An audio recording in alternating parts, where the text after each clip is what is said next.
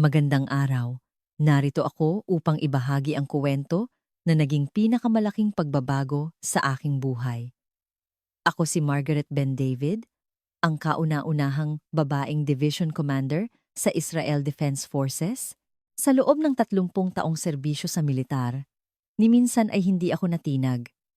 Ngunit sisimulan ko ang aking kuwento sa araw na gumuho ang mundo ko dahil sa rebelyon ng aking 2 anak na babae.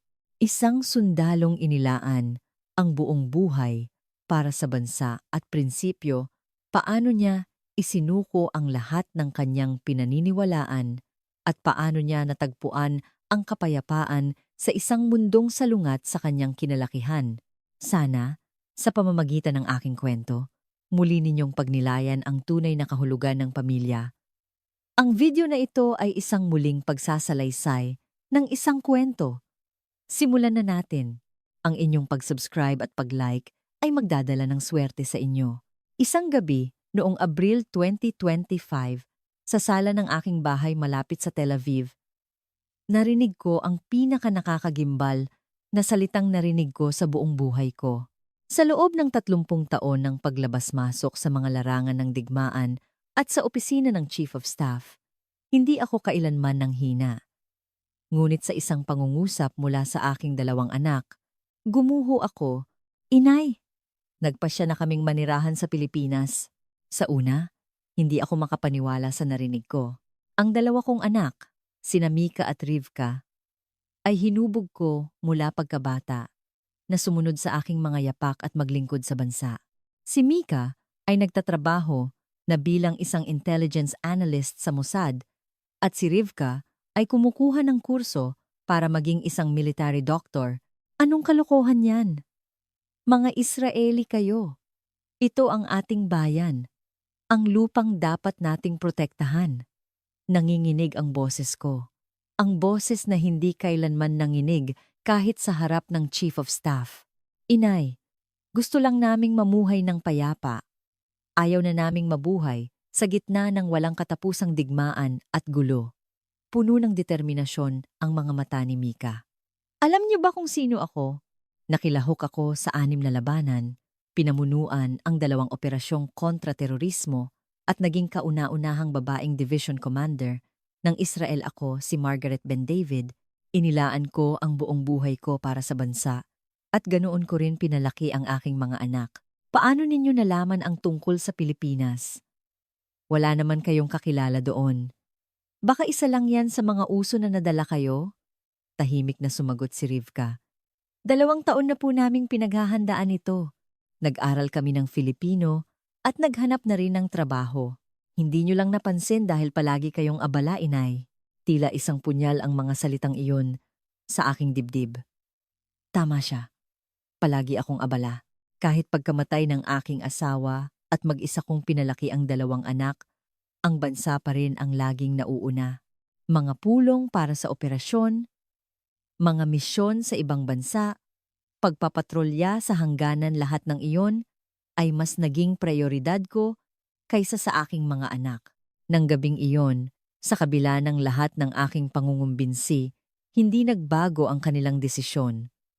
Ang huling salitang binitawan ko ay isang bagay na pagsisisihan ko habang buhay. Kung gayon, hindi ko na kayo mga anak. Umalis kayo at huwag na kayong babalik. Umalis ang aking mga anak at sa edad na 55, sa unang pagkakataon ay naranasan ko ang ganap na pagkatalo. Lumipas ang 1 buwan, 2 buwan, ngunit wala akong natanggap na balita mula sa kanila. Sa simula, pinigilan ako ng aking pride na unang makipag-ugnayan sa kanila, ngunit mas malakas ang pagiging ina kaysa sa pride. Bilang isang dating intelligence officer, sinimulan kong subaybayan ang kanilang mga galaw.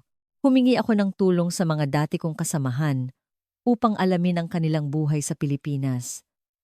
Ngunit sa aking pagkabigla, wala kaming mahanap na anuman. Walang social media, walang email records, wala saan man. Margaret, para silang multo na binura ang lahat ng bakas. Kung hindi natin sila mahanap, ibig sabihin, pinaghandaan nila ito ng husto. Nanlamig ang buong katawan ko sa sinabi ng aking kasamahan. Natakot ako sa aking mga anak na nagawang maglaho na parang mga ahente ng Mossad. Ang katotohanang hindi ko alam kung ano ang kanilang ginagawa o kung ligtas ba sila ay halos ikabaliw ko. Isang araw, nagkataong nakasalubong ko si Sarah, isang kaibigan ni Mika sa kolehiyo. Ah, General Ben David, nabalitaan niyo na po ba ang tungkol kina Mika at Rivka?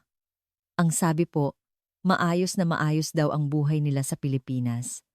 Tila huminto ang aking paghinga. Anong balita?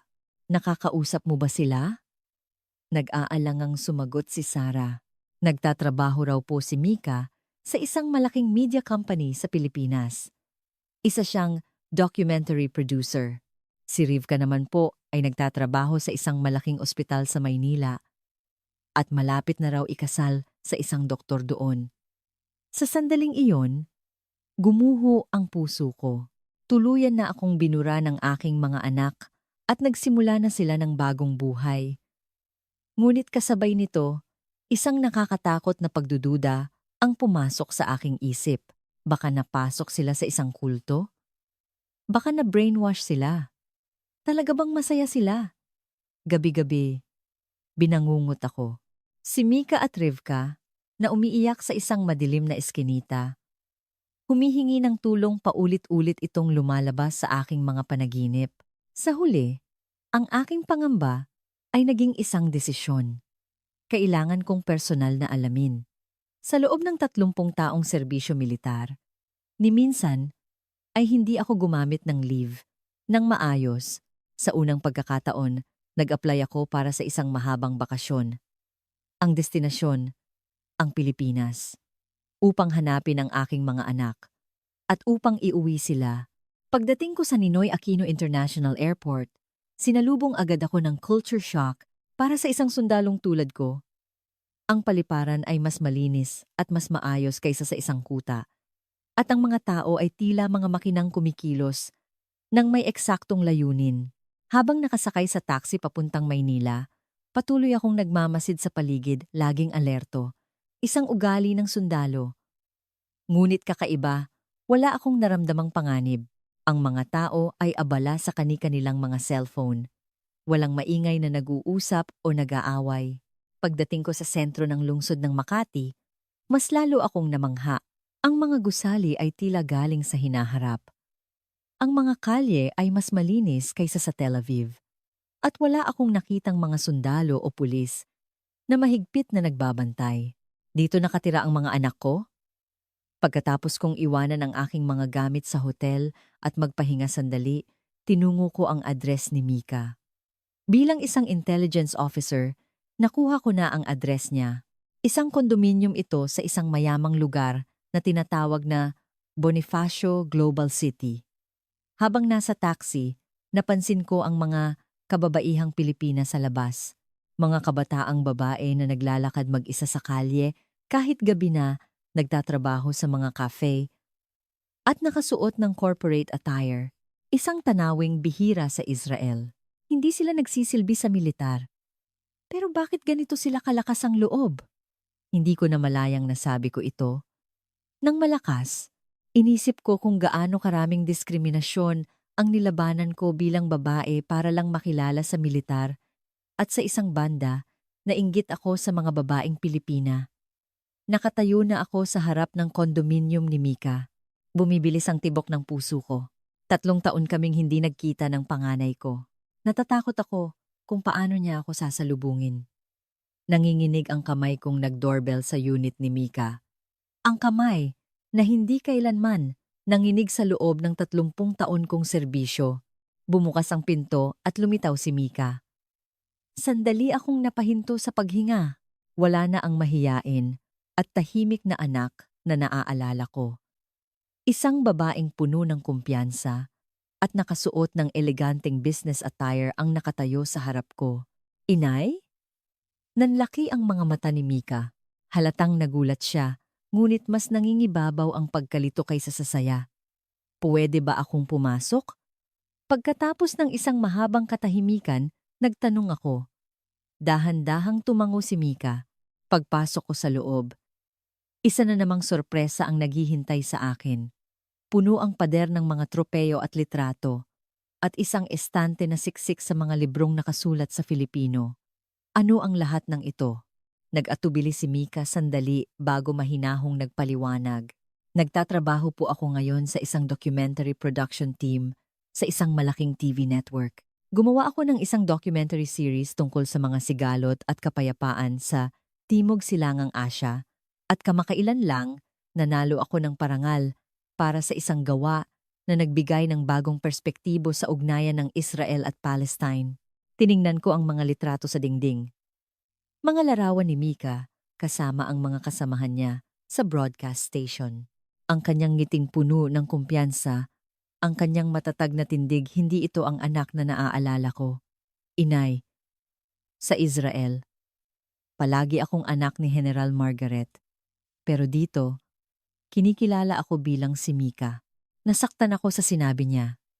Ganoon ba talaga?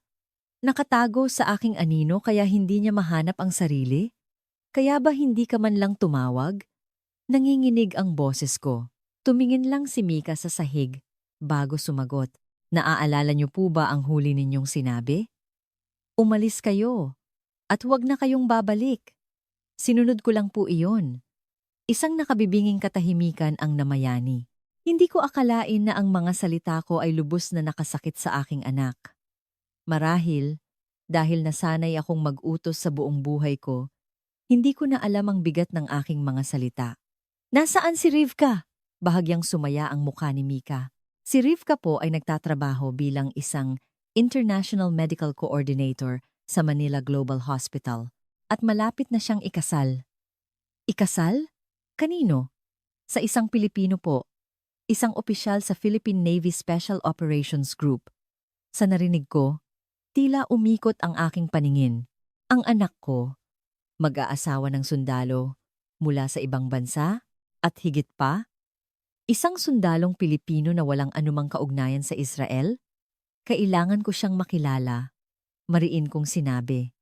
Nag-alinlangan sandali si Mika bago tumawag sa telepono. Kinabukasan ng gabi, nakatakda kaming magkita ni Rivka at ng kanyang kasintahan. Kinabukasan ng gabi, sa isang restaurant na may tanawin ng Manila Bay, nakilala ko si Rivka at ang kanyang fiancé na si Juan Carlos Reyes. Malaki na rin ang ipinagbago ni Rivka. Wala na ang introvert at mahiyain kong anak. Napalitan ito ng isang babaeng puno ng kumpiyansa at sigla. Inay, ang tagal na po! Niyakap ako ni Rivka at kumirot ang puso ko. Noon ko lang napagtanto kung gaano ko siya na-miss. Si Juan Carlos, taliwas sa inaasahan ko, ay hindi mukhang tipikal na sundalo. May malumanay siyang ngiti at magalang na kilos. Ngunit hindi maitatago ang kanyang mga mata. Isa rin akong sundalo. Kitang-kita ko ang katatagan at determinasyon sa mga iyon. Ikinagagalak ko po kayong makilala, General. Marami na pong naikwento sa akin si Rivka tungkol sa inyo. Bumati siya sa matatas na Ingles. Nadama ko ang paggalang ng isang sundalo sa kanyang kilos. Sa simula ay may kaunting ilangan, ngunit habang tumatagal ang aming pag-uusap, namangha ako sa mga pananaw at prinsipyo ni Juan Carlos. Hindi lang siya isang simpleng sundalo. Nagtapos siya ng international relations at may malalim na pananaw tungkol sa kapayapaan sa mundo. General, sa pamamagitan po ni Rivka, natutunan ko ang kasaysayan at kultura ng Israel. Sa maraming paraan, tingin ko po ay magkatulad ang Pilipinas at Israel. Pareho tayong maliliit na bansa na kailangang maging matatag para mabuhay sa gitna ng mga makapangyarihang bansa. Kung iisipin, ang Pilipinas, tulad ng Israel, ay isang bansang nakipaglaban para sa kaligtasan sa gitna ng mga karatig na kapangyarihan. At pareho rin kaming may sugat ng pagkakabahabahagi. Paano kayo nagkakilala ni Rivka? Ngumiti si Juan Carlos at sumagot. Nagkita po kami sa isang international medical conference. Nagpapagaling po ako noon mula sa isang injury at si Rivka ang naging interpreter ko. Humanga po ako sa kanyang talino at kabaitan. Namula ang mukha ni Rivka. Ngayon ko lang siya nakitang ganoon. Ang aking anak. Umiibig sa isang tao. Matapos ang hapunan, nang sandaling umalis si Juan Carlos, tinanong ko si Rivka, "Mahal mo ba talaga siya?" Tahimik na sumagot si Rivka, "Inay, si JC po ang pinakatotoong taong nakilala ko. Sundalo siya. Pero para sa kapayapaan siya lumalaban ang mismong prinsipyong palagi ninyong itinuturo sa akin." Nang gabing iyon, pabalik sa hotel, maraming bagay ang tumakbo sa isip ko. Ang aking mga anak ay mas matatag at mas matalino kaysa sa aking inaakala. Hinanap nila ang kanilang sariling landas at tunay ngang natagpuan nila ito. Lumayo sila sa Israel upang patunayan ang kanilang halaga sa mas malawak na mundo. Kinabukasan, hiniling ni Juan Carlos na magkita kami. Kaming dalawa lang, sa isang coffee shop malapit sa Intramuros. Sa una ay may ilangan, ngunit nang mapunta ang usapan sa estratehiyang militar at pandaigdigang seguridad, nagbago ang lahat. General, kasama po ako sa team na nagpaplano ng mga operasyon bilang tugon sa mga banta sa West Philippine Sea. Marami po akong natutunan sa defense strategy ng Israel. Walang ibang bansa ang kasinggaling ng Israel sa epektibong pagtatanggol ng isang maliit na teritoryo. Humanga ako sa kanyang seryosong pananaw at propesyonal na kaalaman. Mahigit 2 oras kaming nag-usap tungkol sa estratehiyang militar, pandaigdigang sitwasyon, at ang papel ng sandatahang lakas sa pagpapanatili ng kapayapaan. Napagtanto ko na mas marami palang pagkakatulad ang militar ng Israel at Pilipinas kaysa sa aking inaakala. JC, aaminin ko, noong una ay hindi ako nagtiwala sa iyo, ang aking anak. Ikakasal sa isang sundalo mula sa ibang bansa. Ngunit ngayon, naiintindihan ko na, ikaw ang taong kayang umunawa kay Rivka. Sumagot si Juan Carlos nang may seryosong mga mata. General, si Rivka po ay mas mahalaga pa sa buhay ko. Ikinararangal ko ang pinagmulan niya. Gusto kong igalang ang kanyang mga ugat at isama ang kanyang kultura sa aming magiging pamilya. Sa sandaling iyon, naantig ang puso ko. Hindi lang mahal ng binatang sundalong ito ang aking anak, kundi iginagalang din niya ang buong pagkatao nito. Naniniwala na ako ngayon. Sa unang pagkakataon, nagsimulang bumukas ang aking puso. Nagsimula kong maunawaan ang desisyon ng aking mga anak. Sa pagtatapos ng linggo, nag-imbita sina Mika, Rivka, Juan Carlos, at ang nobyo ni Mika na si Miguel Santos, isang Pilipino rin, na magpiknik sa isang parke. Nag-atubili ako noong una, ngunit dahil ito ay isang pagkakataon na makasama ang aking mga anak, pumayag ako. Taliwas sa walang katapusang disyerto ng Israel, ito ay puno ng mga ilog, puno, at mga taong payapang namamasyal. Nagdala ang aking mga anak ng mga pagkaing Pilipino tulad ng adobo, lechon, at kinilaw, at tinuruan pa nila ako kung paano gumamit ng kutsara at tinidor. Inay, isuot niyo po ito. Inilabas ni Rivka ang isang magandang Filipiniana mula sa kanyang bag.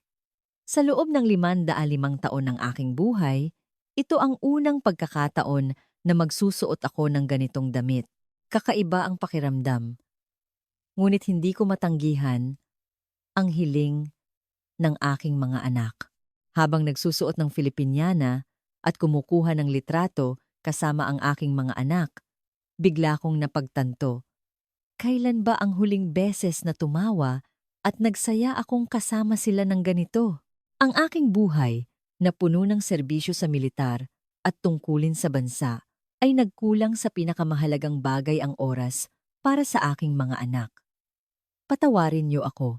Biglang lumabas ang mga salita sa aking bibig. Nagulat ang aking mga anak. Nagkamali ako. Hindi ko kayo tunay na nakita. Hindi ko iginalang ang inyong mga pangarap at pag-asa. Ako ang mali. Kayo pala ang mas matatag kaysa sa akin. Tumulo ang aking mga luha. Mga luhang hindi kailanman pumatak sa loob ng 30 taon kong serbisyo militar. Niyakap ako ng mahigpit ni Mika at Rivka. Inay, patawarin niyo rin po kami. Bigla na lang kaming umalis.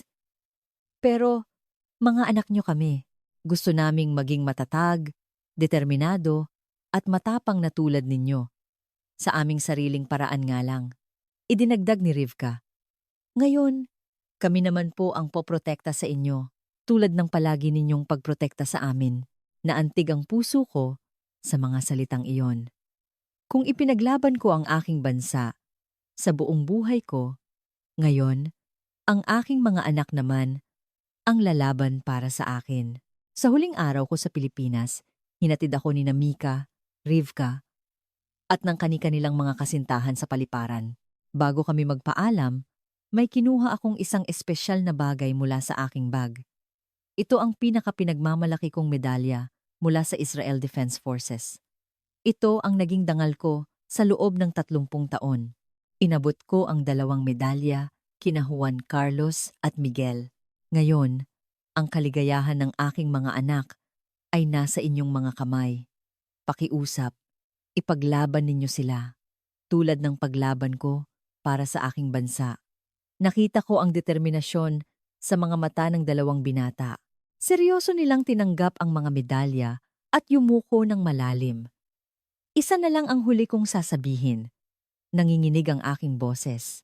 Hindi na lamang ako isang taong nagpoprotekta sa militar ng Israel. Isa na akong ina na nagpoprotekta sa bagong pamilyang ito. Iginagalang ko ang landas na pinili ng aking mga anak at para sa kanilang kaligayahan, handa akong bumalik dito sa Pilipinas anumang oras. Habang pasakay sa eroplano, nakita ko ang aking mga anak na kumakaway mula sa bintana. May kapayapaan sa kanilang mga mukha at sa unang pagkakataon, naramdaman ko rin ang tunay na kapayapaan sa aking puso. Sa loob ng eroplano pabalik sa Tel Aviv, habang nakatingin sa labas, may isang bagay akong napagtanto sa unang pagkakataon. Ako, na nag-alay ng buong buhay para sa bansa at militar. Ang tunay na lakas ay hindi matatagpuan sa mga baril at tangke, kundi sa tapang na hanapin ang sariling landas at lisanin ang kinagisnan. Ngayon, isa na akong ina na naglalakbay sa pagitan ng 2 bansa, isang general ng Israel at isang mapagmalaking ina ng 2 anak na babaeng nakahanap ng bagong buhay sa Pilipinas. At marahil, sa lalong madaling panahon, isang lola sa aking mga apo na isisilang sa Pilipinas. Inilaan ko ang 55 taon sa pagbabantay ng mga hangganan ng bansa. Ngunit sa huli, ang pinakamahalagang bagay pala ay ang pag-ibig na kayang tumawid sa mga hangganang iyon. Ngayon ko lang ito napagtanto. Kayo, mayroon ba kayong tapang na isang araw ay lumampas sa inyong sariling mga hangganan at humakbang patungo sa mas malawak na mundo? Kung gayon, sinusuportahan ko kayo. Ang tapang na iyon na tumawid sa mga bansa, sa mga maling akala, at sa sarili ninyong mga limitasyon. Salamat.